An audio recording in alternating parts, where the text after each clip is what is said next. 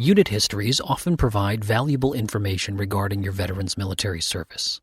These sorts of records tend to include detailed reports of specific events indicating when and where your veteran's unit served, from which you might be able to make some inferences about your veteran's experiences. While these histories may take some work to locate, they offer a ton of information which will help you construct your biography. In this video, we'll cover two broad categories: official unit histories and unit records. Unit records, such as field reports or muster rolls, are primary source documents generated in the course of the unit's duties. Unit or branch histories, on the other hand, are retrospective secondary sources detailing what units did during particular periods or operations, usually written by historians employed by the military and heavily relying on those primary source unit records. Since unit records are generally more difficult to find and understand, we'll spend more time on those. To begin, we'll first run through some basic techniques to locate your veteran's military unit by beginning with Fold 3. For this exercise, we'll search for info on John William Wilt, Jr. Starting with information provided by Wilt's headstone, such as his birth year and that he served during the Vietnam War, we can begin our search. Let's look at the second result, which contains a possible image of Wilt. Here's a profile of our veteran containing some details on his military service. We can see that Wilt held the rank of Lance Corporal and was a rifleman attached to L Company of the 9th Marine Regiment, 3rd Battalion. Scrolling down, there's additional information regarding Wilt's service, including some of his medals and details regarding his death. For example, we can see Wilt was killed by small arms fire in Quang Nam, South Vietnam. This is a good start, but let's verify this information with another source and see what more we can find. FindAGrave can also be a helpful resource while researching your veteran. This site offers details on an individual's burial and sometimes includes an accompanying obituary. Using the same information we found on Fold 3, we can enter John William Wilt and some details in the search bar. Only one result appears, and it contains the same image we found of Wilt on Fold 3. Luckily, Wilt's page contains a thorough tribute with images. Using what we learned from Fold 3, we can see a lot of familiar data points in Wilt's tribute, such as his rank, job, unit, and the location of his death. This helps verify the data we've already collected, giving us a solid foundation to continue building upon. Upon closer examination of Wilt's unit, we discovered the 3rd Battalion of the 9th Marine Regiment was part of the 3rd Marine Division of the 3rd Marine Amphibious Force. In case the organizational structure of these units gets confusing, vetfriends.com is a good reference to orient you.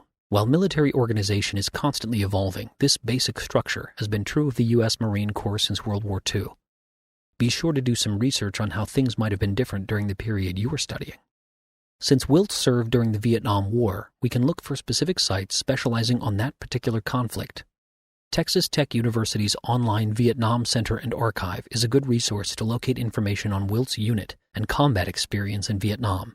It's important to note that sites such as these often do not yield individual results for your veteran, which is why we're going to look for his unit.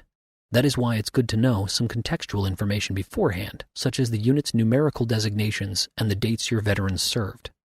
Like Hollywood movie heroes racing to unlock a hidden code, now we can use the unit abbreviations provided by Fold 3 and Wilt's tribute on FindAGrave to search for his unit, 3rd Battalion 9th Marines, written like this, because that's how the military would have written it in many of the reports of the day. We got some hits. As we scroll down, check out each item creation date. Wilt was killed in action in March 1966, so we're looking for dates around then. After searching for March 1966, we find a command chronology for the 3rd Battalion 9th Marines with a PDF link to the actual report of Wilt's unit during that month. This in-the-field report was a standard piece of U.S. military documentation during the Vietnam War, so we could also search for other months if needed. This is the official report of 3rd Battalion 9th Marines during the month Wilt was killed. Reports such as these were often written quickly in the field and usually won't mention individual soldiers by name. If you locate one for your veteran's unit, take the time to familiarize yourself with it and try to be patient as you explore. This is part of the research process where the data you found and verified earlier will help you crack the code. This is a huge document. Let's search within it for mentions of Wilt's company. First, we'll use a keyword search in the browser, typing Company L into the search bar. Unfortunately, neither of these results looks directly relevant to what we're looking for. However, if you scan around the second result, you'll notice a description of events from March 22nd. We already know Wilt was killed on the 26th, so if we keep digging, we may find a reference to it. Scrolling down, we encounter 26 March with a detailed description. Towards the end of that description, we discover that Company L sustained 3 men killed and 3 wounded in an attack involving an estimated 30 VC, or Viet Cong, enemy combatants. From information we have already verified, we can deduce this is referencing the event which resulted in Wilt's death. From here, we can continue mining this unit history for additional context, such as the unit's monthly casualty report, the missions it conducted, and the number of enemy combatants it engaged. This information offers a glimpse of what Wilt's duties and experience may have been, especially during his final month. Ideally, these unit histories and reports will be a really important source for your biography. At the beginning of the video, we showed some examples of actual published unit histories, which are written by military historians from the same kinds of reports we just looked at. These histories usually stay a little more zoomed out to cover the operations of whole regiments, divisions, other big units, or perhaps specific battles or operations.